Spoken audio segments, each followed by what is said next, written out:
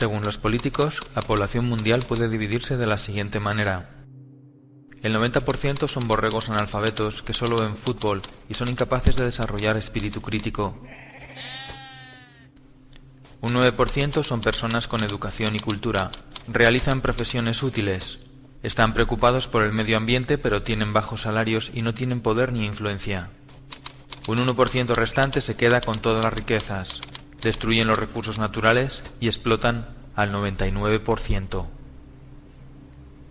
Esta película pretende ser lo más objetiva posible, evitando cualquier juicio subjetivo u opinión dogmática que tergiverse los hechos.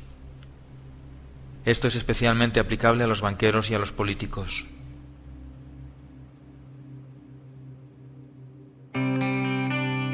Según el Bank for International Settlements, los bancos alemanes y franceses tienen expuestos en la economía española y la italiana unos 730.000 millones de euros. Según Santa Claus, el mayor problema de la economía española es el déficit público.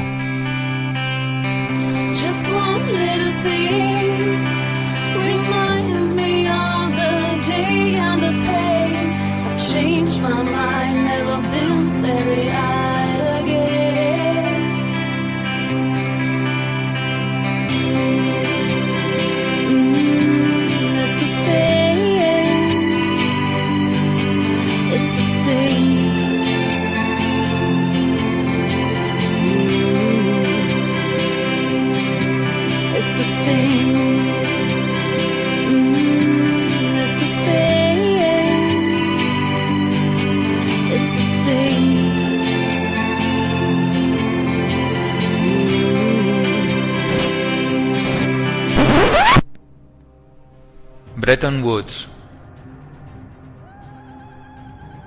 El 1 de julio de 1944, Estados Unidos convoca a 44 naciones que se reúnen en Bretton Woods.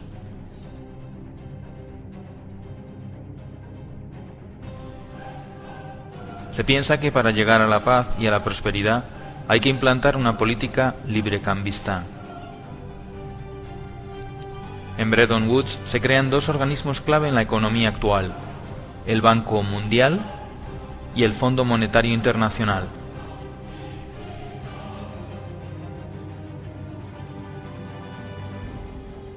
El Fondo Monetario Internacional tenía como misión conceder préstamos a países con problemas en la balanza de pagos. El Banco Mundial ofrecería préstamos para economías que hayan estado en guerra y que necesiten ayuda. Se estableció el valor de las monedas con respecto al dólar y no al oro. Tanto Roosevelt como Truman apoyaron sin fisuras el acuerdo buscando la paz y la prosperidad gravemente dañadas después de las dos guerras mundiales y la Gran Depresión. Rusia se opuso al tratado, al igual que la Asociación Norteamericana de Banqueros, los economistas Taylor Petty y John Francis Neyland y el banquero Latimer Gray. Todos ellos vaticinaron que si el Fondo Monetario Internacional se establecía en países con problemas económicos, éste terminaría teniendo un poder absoluto sobre las soberanías nacionales.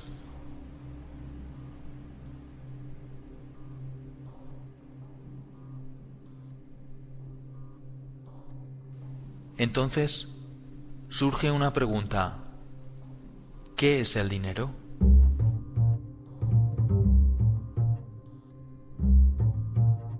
La mayoría de la población no sabe lo que es el dinero ni cómo funciona. De esa forma pueden ser engañados, manipulados y controlados fácilmente por los bancos y por los gobiernos.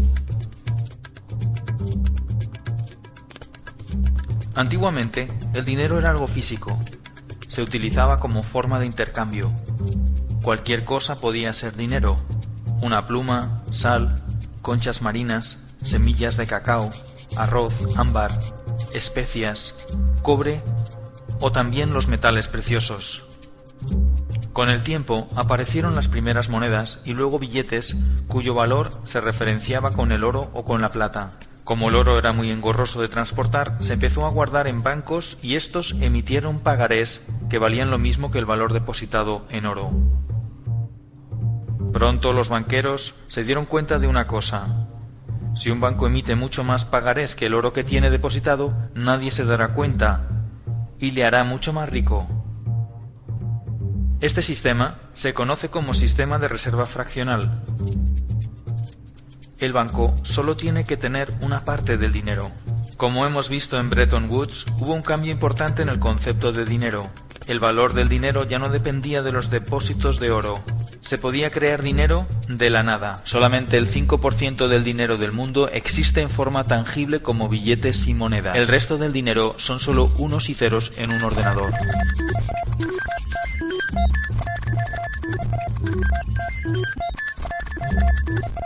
La actual política monetaria se basa en el sistema de reserva fraccionaria.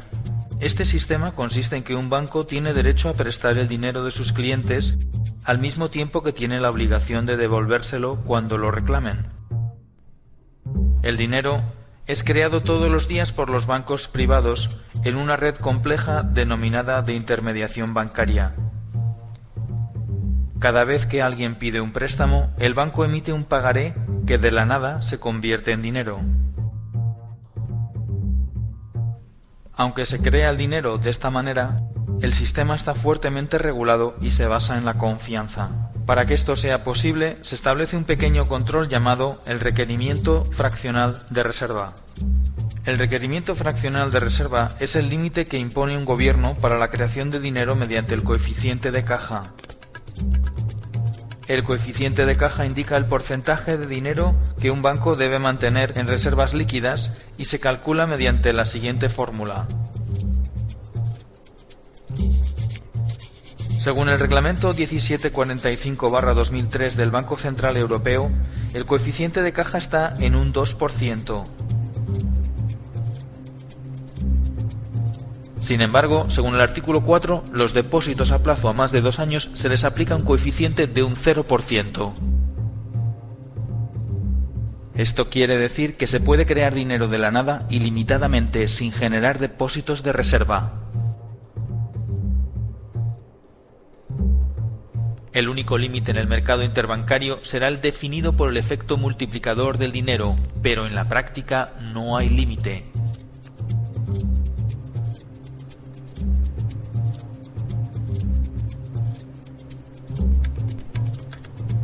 El efecto multiplicador define que por cada 1.000 euros se pueden crear de la nada 50.000 euros más.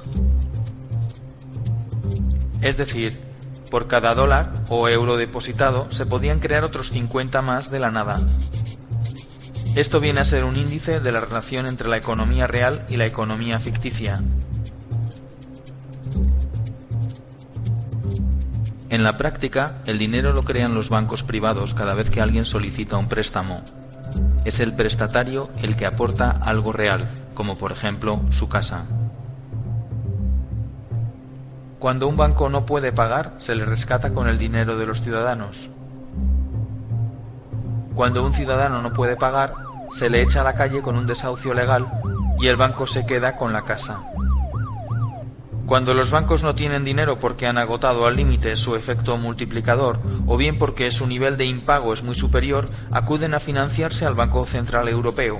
El Banco Central Europeo es quien realmente hace la verdadera magia. Puede crear dinero de la nada y ponerlo a muy bajo interés y dárselo a los bancos. Ese dinero luego lo utilizan los bancos para especular, comprar bonos que el propio Estado tiene que devolver con mayor interés y prestarlo a intereses mucho mayores del 1%, generándoles unas plusvalías inmediatas por no hacer nada. De esta forma surge una pregunta ineludible.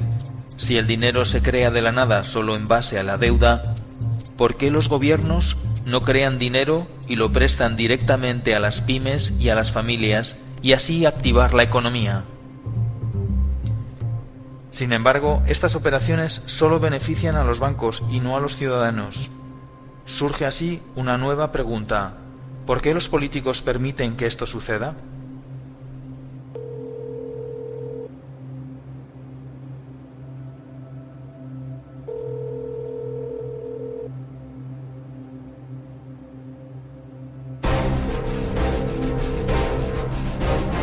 Teoría de las puertas giratorias. Los políticos gastan el dinero público en proyectos, endeudándose, pidiendo dinero a bancos que crean el dinero de la nada, pero que cobran intereses haciéndoles un favor.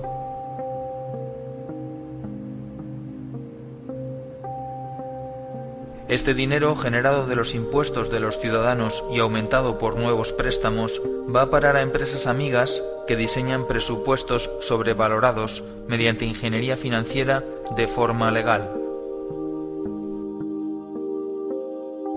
Una obra que cuesta 120 millones ahora cuesta 160 millones por arte de magia. Los proyectos suelen ser obras públicas de gran calado y se vende la idea de que este tipo de proyectos mejoran la economía del país y son buenos para la gente.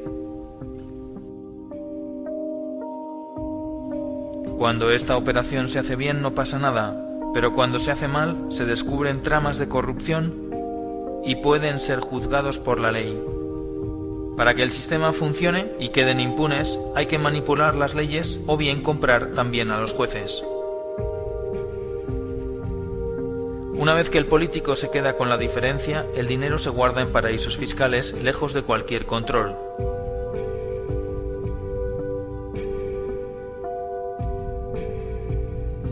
Las cantidades son tan grandes que incluso vale la pena pasar unos años en la cárcel.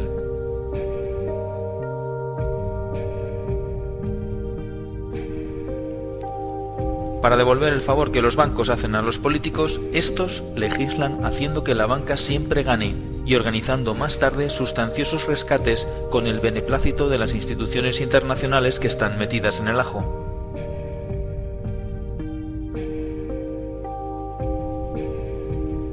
A veces es un banco, otras veces es una multinacional, otras una gran constructora. Con estas operaciones se genera un déficit público insostenible, que no es otra cosa que una deuda contraída de la nada a través de un banco. Todo se hace muy complicado para que nadie lo pueda entender. Obviamente, no hay dinero para pagar porque se han contraído deudas inabarcables. Se vende la idea de que hemos vivido por encima de nuestras posibilidades. Como solución, se acude entonces a un rescate. El Fondo Monetario Internacional rescata al país priorizando el pago de la deuda e incluso cambiando la Constitución. Pero para aprobar el nuevo préstamo, que también se crea de la nada, se exige al país que aplique unas medidas que garanticen el pago de la deuda. Las medidas van destinadas a esclavizar a la clase media mediante la bajada de salarios y el cese de los derechos adquiridos. Se privatizan los activos del gobierno y estos pasan a manos privadas, a precio de chollo. Una vez que los políticos acaban su mandato, se incorporan como consultores a alguna de las empresas o bancos a los que han hecho un favor. Muchos de los altos directivos de empresas como Goldman Sachs, Lehman Brothers, JP Morgan, Morgan Stanley y los grupos energéticos terminan trabajando en los diferentes gobiernos y viceversa, confirmando una vez más la teoría de las puertas giratorias.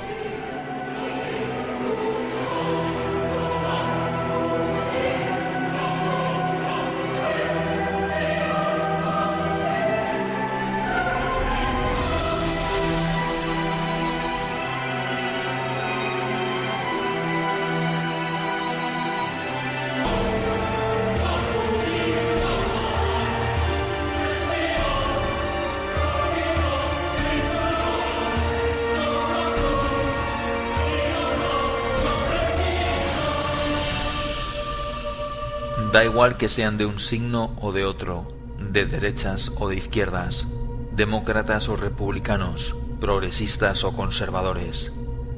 La realidad económica nos señala que los políticos, en lugar de prestar sus servicios a la ciudadanía, al 99%, la prestan al 1%. No es malo que la empresa privada y lo público estén conectados, pero es malo que los políticos trabajen solo para ese 1% y engañen al 99%, mientras ese 1% abarca la mayor y más contundente fortuna jamás amasada en la historia de la humanidad y la deposita tarde o temprano, en los paraísos fiscales.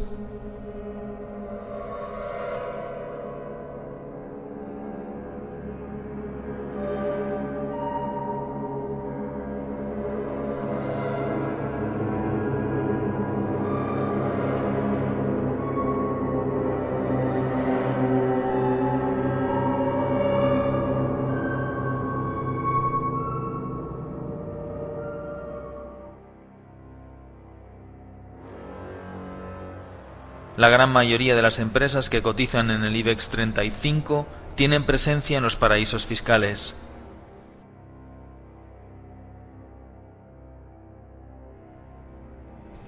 Los países pobres pierden anualmente unos 160.000 millones de dólares por no recaudar impuestos a las multinacionales que operan en sus respectivos países. Según Eurostat, las inversiones financieras destinadas a los paraísos fiscales provenientes de la Unión Europea en el año 2011 ascendieron a 58.900 millones de euros.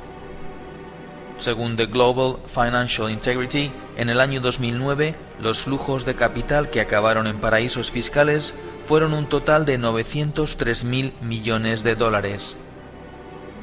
Si todo el dinero destinado a los paraísos fiscales pagara impuestos, se podrían lograr los objetivos del milenio.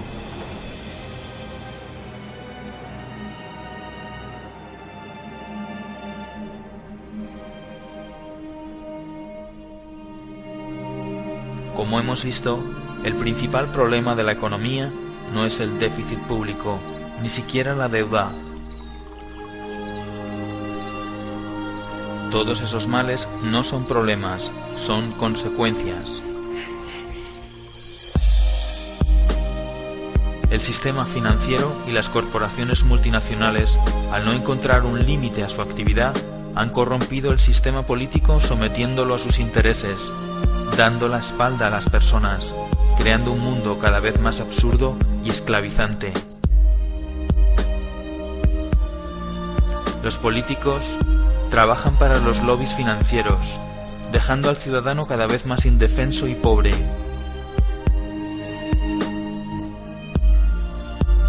Dos tercios de los habitantes de nuestro planeta son pobres, y más de 1.000 millones de personas conviven con la malnutrición y el hambre. Y mientras, se inyectan miles de millones de euros a los bancos.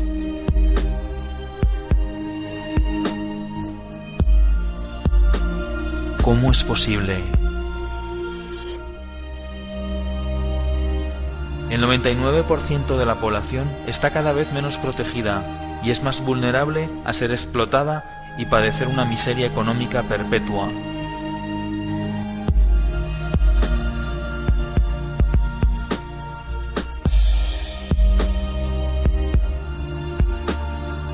No es una crisis, es la mayor estafa de la historia. Todo por culpa de unos pocos que manipulan la economía y las leyes a su antojo. Entonces, surge una nueva pregunta, tal vez la última. ¿Qué podemos hacer?